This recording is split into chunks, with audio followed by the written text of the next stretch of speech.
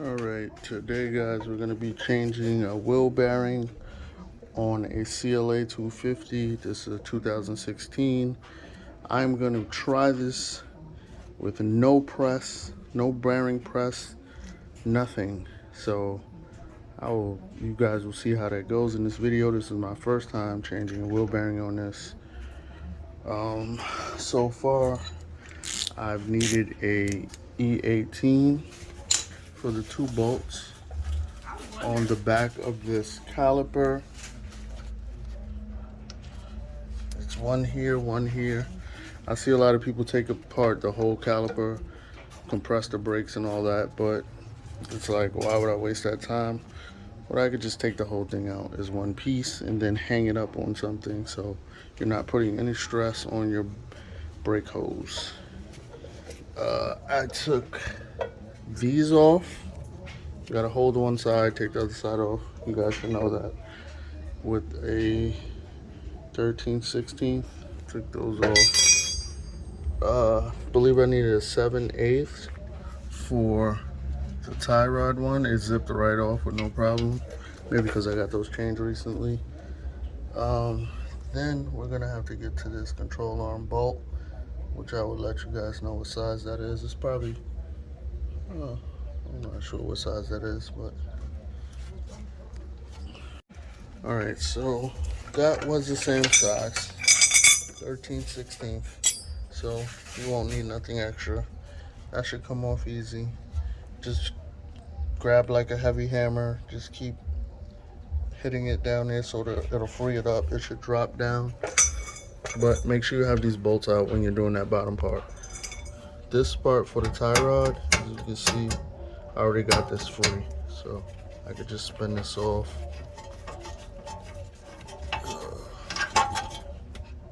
Tie rod is out. Check your tie rods. This would be a good time. Mine are pretty stiff, so I know they're good. Just let this hang away.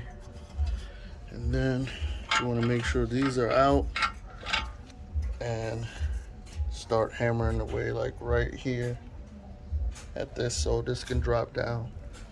Once those 2 are off, you're going to take this cover off right here.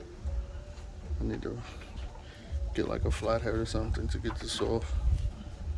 Okay, so once you get that cover off, you're going to find this that's attached to the axle. I forgot what size I just used for it, but I used a regular socket because I didn't have this size E. I only had up to E22 and that was not big enough. So I just used a regular socket. It didn't strip it, as you can see, it came out perfectly fine. What size did I use? I used a 3/4 and it came off. Then once you pull that out, you can just pull the axle out from the back side, or I just stuck something in there and just knocked it through. And the rest of it is pretty self-explanatory. You just pull that out. My bottom of my control arm I did have some trouble with. You guys might have some trouble with it if you never took it off. So I used a torch and I heated right here for like a little while, like a minute straight, and then I just banged it and it came off. But now I don't think I'm going to be able to remove this because I don't have a press like I said before. So I guess I'm going to take it to a local shop because this part is supposed to detach from it. You can use a puller to do it, but I don't have that either, so I'm just going to take it and get it fucking replaced at a shop. Alright guys, I had to cut the video 2 days ago, so I figured I'll update you guys on this fucking bearing that I'm doing. I don't know if I mentioned before, always remember to take out this little sensor that's in the back of the spindle. You'll see it, because you don't want to damage that. Alright, I grabbed this from Harbor Freight for, I think it came out to like $181 with taxes. But I'm like, why go to a shop and have them press these bearings for, I don't know, 30, 40 bucks? I could just buy it for myself so I can have it in the future. I always do that with like specialty tools and stuff like that. I just rather buy it because you never know what job you're gonna do in the future. You'll just have it right at home. So right now, I just pressed out this inner part that I'm about to show you guys. This thing works pretty good too.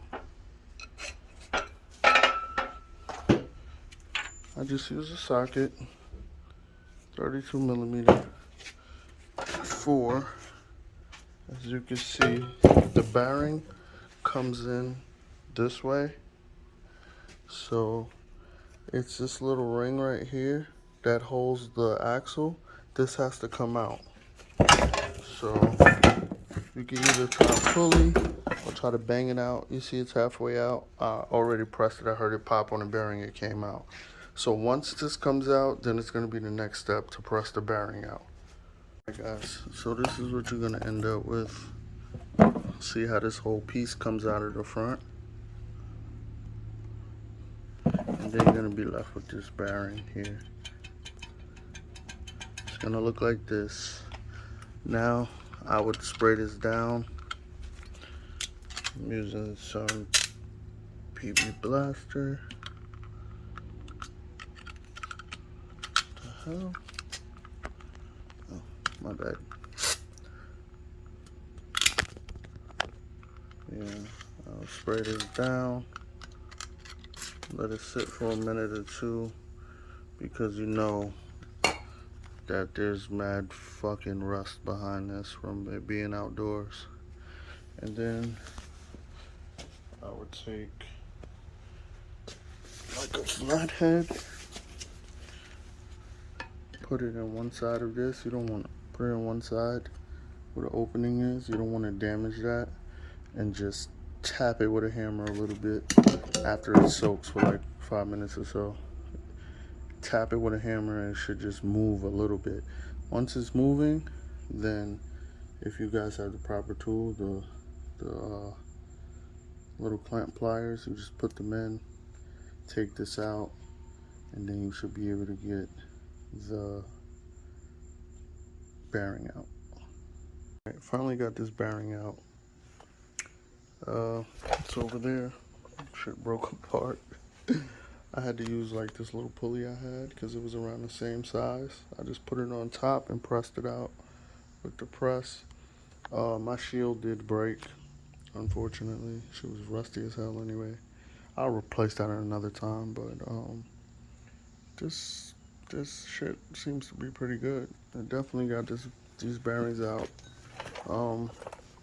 As far as this little fucking lip, this shit was rusty as hell. I sprayed it down, left it for like 30 minutes, it still wouldn't budge. So I ended up just prying around it and just popping it out slowly all the way around. As you see, I didn't really bend it much, so it should go back in with no issues. But when you replace that back, this little lip right here, I'm gonna put some anti-seize. Put some anti-seize there so I don't have to run into that issue again of the shit binding to the inside of the lip because of rust. As far as this piece, a piece of the bearing is always gonna get stuck to it. So I see people use like a grinder, which I'm probably gonna use, and I'm gonna grind it down, just tap it off. Maybe I'll try to heat it and then pop it off, or whatever tricks you guys can think of to get that off.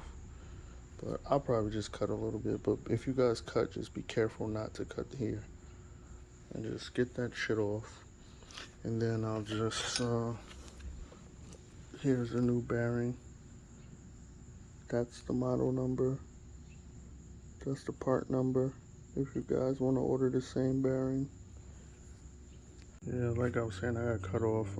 This brown part goes towards the back, towards the inside of the car. This is for the outside of the car. So you're gonna press that back in, with your press. Just get something the same size to push it back in. And you're gonna know when it stops because there's a lip back there. So you'll know when it's all the way in place and you'll see it flushed down. Then you're gonna throw your anti-seize on the lip, throw this back on, and then you're gonna press this back in. And once that's done, you just do everything in reverse. Just put that shit back together. If I can do it, you guys can do it. This is my first time. Don't let a mechanic steal your money. Just collect tools every job you guys do, and you should be fine. Thank you for watching.